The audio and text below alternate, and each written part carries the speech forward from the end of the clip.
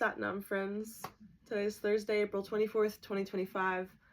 And today I'd like to do a reading for the collective. I've been feeling a lot of centered, harmonious joy. And I hope that you have been as well. Today in the sky, Venus and Saturn came into conjunction. And what that means is that all of your hard work and love has been paying off. You're going to see it manifesting in your life. First card we have is Cancer. A water sign ruled by the moon with the universal tone of Om. This is reconnecting with our primordial waters, where we come from, our own true nature. Venus. She rules over Taurus and Libra. Coming in with Taurus, Venus and Taurus, this is Isis. This is, I'm seeing the Gopis dancing in a field, just twirling and twirling. Beautiful. With Saturn, holy smokerinos. And the caduceus. Saturn coming in with the caduceus. This is healing over time. This is your hard work paying off and showing up in your body, on yourself. Crown chakra. And Malkuth. Malkuth represents the earth star chakra. It is the very bottom sphere on the tree of life. The one that lies underneath the roots, underneath the earth, in the center of your being. This is very interesting. Especially coming in with the crown chakra, which is the very top. So this is us being able to bridge the beginning and the end. And I'm almost seeing it like a mirrored reverse, almost. So this is saying that, wow. Malkuth, I also like to think of it as the element of spirit. It's you tapping into that earth crystal, that earth element. It's you giving yourself, giving anything that you have that's like weighing on your chest and giving it to the mother, giving it to the earth mother to be recycled into something that actually suits your path, right? It's the earth mother, it's Isis coming in with this healing frequency that can be felt, seen, heard from everyone around you.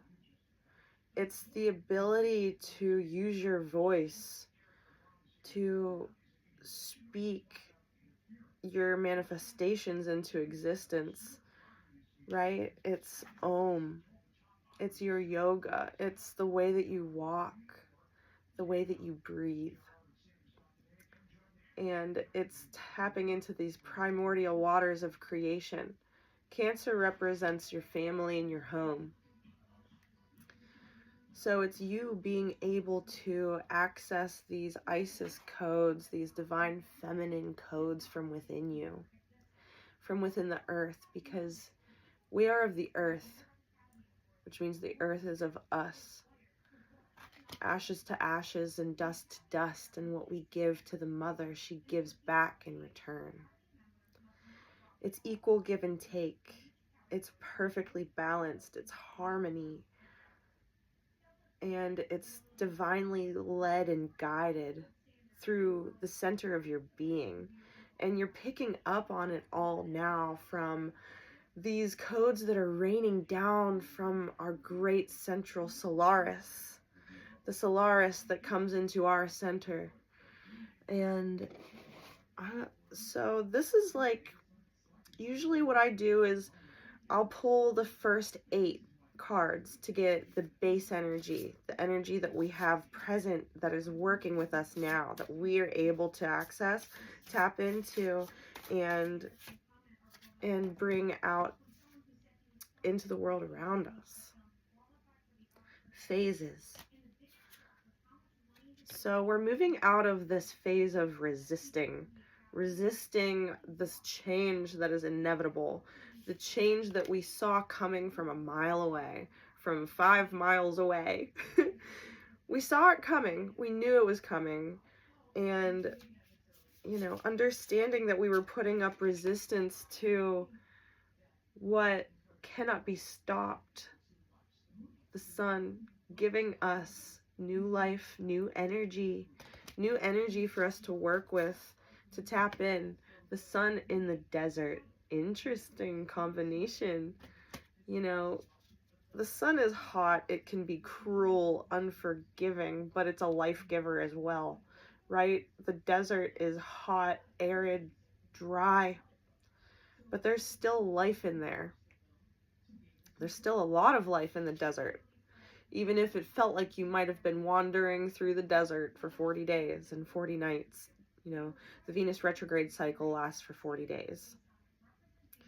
And now that Venus has turned direct, we can see that we are, you know, ambulating ourselves out of the resistance, out of the desert, out of that dry climate where things can't grow very well. And we're doing it with our own authentic nature. And that's a validation. This is my favorite card in the whole deck. This is your validation that your authenticity is really coming through at this point. You've gotten down to the root of the subject, the root of you. You've started from the ground up. You've planted the roots, and using the codes from our Grand Solaris, it's activating your Grand Central Sun, Grand Central Station for some reason. Okay, all aboard. We're getting on the train that's taking us to the destination that is out of the desert. Okay, so I'm seeing like you're in the desert and there suddenly, it's not a mirage, it's a train station, and you get onto the train and it leads you out of the desert, out of your resistance, out of the resistance that's like you're putting the roadblock in your own way. But the train busts through the barrier. Barrier is gone. I made a really nice cup of tea before I came on. It's hyssop, St. John's wort, lots of honey, lavender. I love like a floral cup of lavender. And I'm feeling like we need some shaman cards here. This is really positive so far, you guys.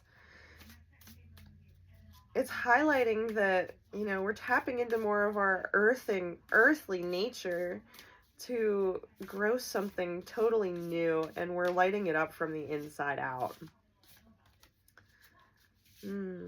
Spirit, Holy Spirit, show us what we need to see. Show us what we need to know.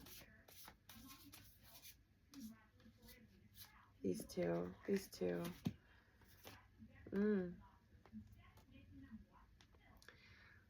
So, abundance and fear coming together at this time. This is like the last time that you will be experiencing anything like this, right? This is the phase that we're transitioning out of. It's the phase of this abundant fear.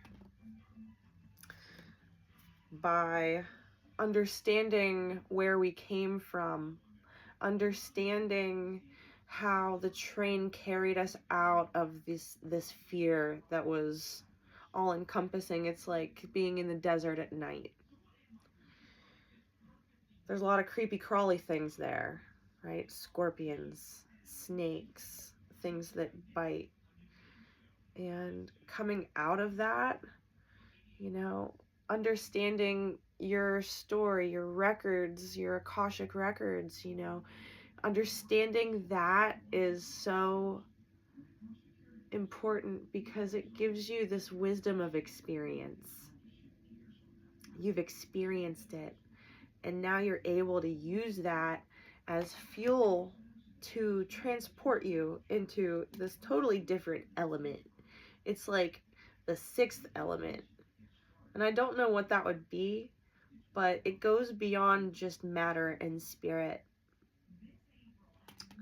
And tapping into that on your inside brings more victory for you. And the timing is just right. Like, this is the timing of you, of your becoming, of your victoriousness.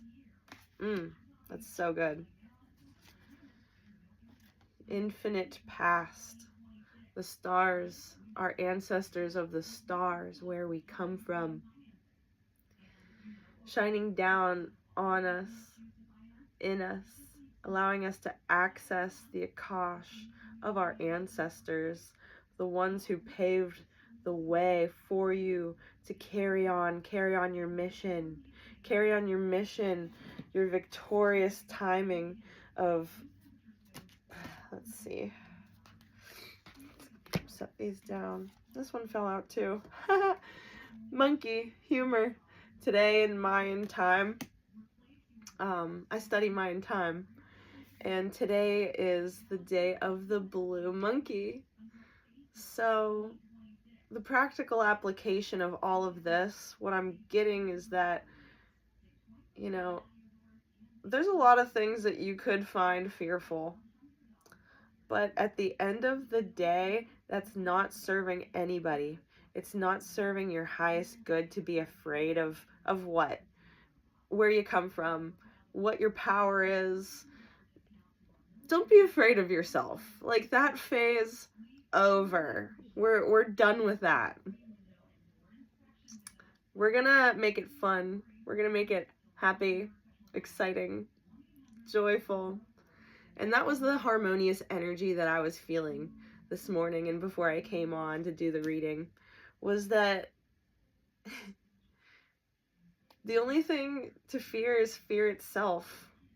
But then it's just a construct of the mind. So flip the script and find something funny within it. I'm seeing like that scene in Harry Potter where they are in wizard training. I think it's the 5th or 6th movie. I think it's the 5th one, where they're in that secret room and they're all like doing the Harry Potter wizard training, all the kids together. And I think it was a Bogart, I don't know how to say it. It doesn't really matter, but whenever it appears, it takes on the form of something that you're afraid of.